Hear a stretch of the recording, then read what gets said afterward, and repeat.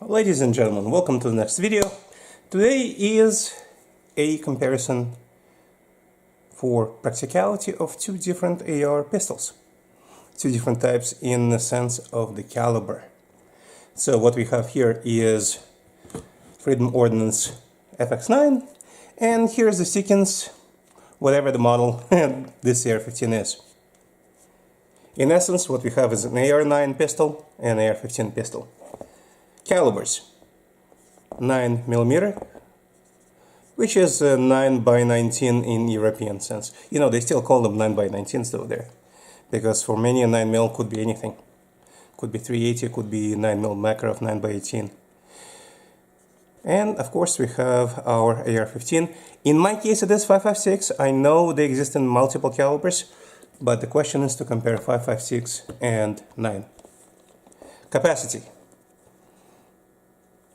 30 plus, depending on what you want to do. There is 40, there is 60, there is 100, up to you. 5.56, all kinds of magazines available. For this, common is 30. For AR9, common being a Glock model, 33. Very much the same, or approximately the same. Next, we have recoil. So this is the capacity, caliber, recoil. In this case, I would say that 5.56, and I'm sure you would agree, would actually be a better one. But would you agree? No, you would not. I would say that plus 1 and 0. So this is an equal. So this is a 0, 0. For calibers, we'll come back to it. Next is muzzle flash. So in other words, flash. Important in some cases, especially in home defense in a dark area. Next one would be sound. In a flash, both of these are short, but being a pistol caliber, 9 would get a +1, and 5.56 would get a 0. Sound, again, 9 would get a plus, and 5.56 would get a 0. It is a fully featured intermediate cartridge versus a pistol cartridge. Again, caliber cartridge. Now, penetration.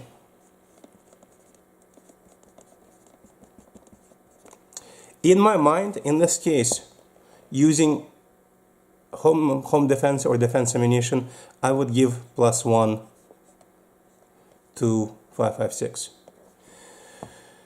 An example, which I cannot show since I don't show ammunition at the same time as the actual guns.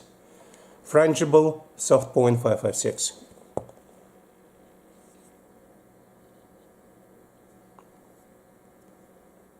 Ammo choice, ammunition choice. In this case, I would probably give a +1 to a 9mm. On the other hand, this could be equal. So this is a 1, 1. This is ammo. Ammunition price.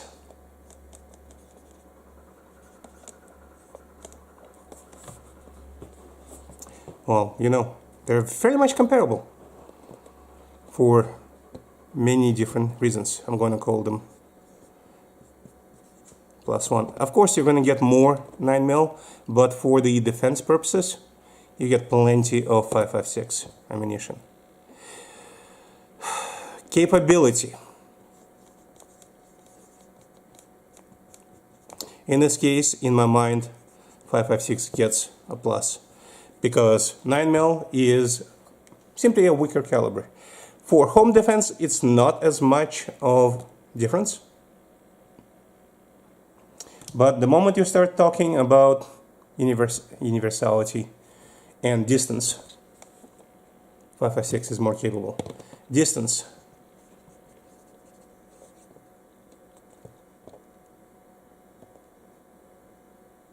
And again, by the way, penetration was not about how much it penetrates, but whether it can stop easier after penetrating. 9 can actually over-penetrate more than 5.56, as I was told by some of my police friends. They're actually switching from 9mm to 5.56, as you all, I'm sure, are aware of. Distance, obviously, is 5.56. What else? Open pricing between these two guns, Seekings and FX9, is an unfair comparison.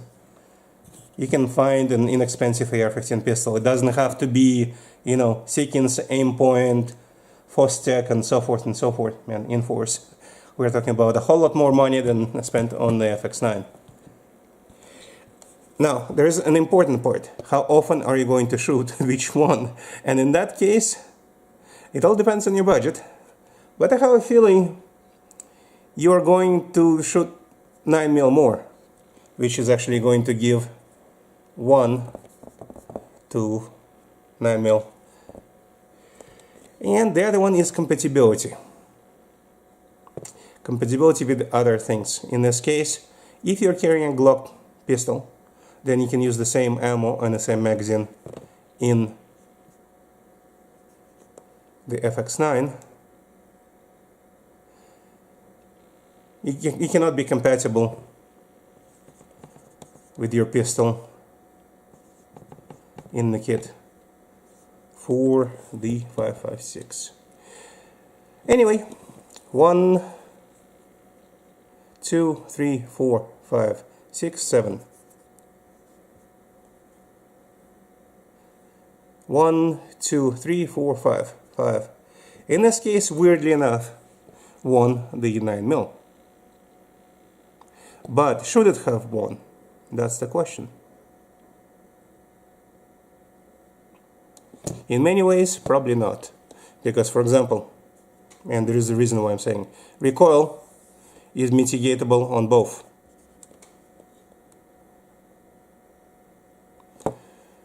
Ammunition, space already on one.